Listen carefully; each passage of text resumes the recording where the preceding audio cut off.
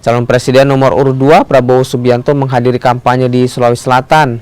Dalam kampanyenya, Prabowo pun berjanji akan mewujudkan sejumlah hal jika terpilih, salah satunya soal kesejahteraan dunia pendidikan.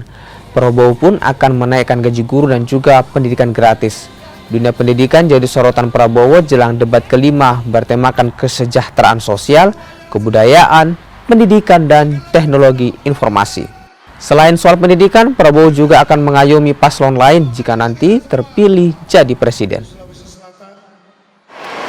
Kami ingin semua pendidikan untuk anak-anak kita harus tidak perlu bayar apapun, saudara sekalian. Kita ingin perbaiki gaji-gaji guru, gaji-gaji semuanya, dan kita harus membantu, meyakinkan dan menjamin petani-petani kita, nelayan-nelayan kita hidup makmur, saudara sekalian. Kalau saya jadi presiden, saya akan jadi presiden seluruh rakyat Indonesia, termasuk mereka yang tidak memilih saya, termasuk yang 01, 03. Saya tetap akan mengayomi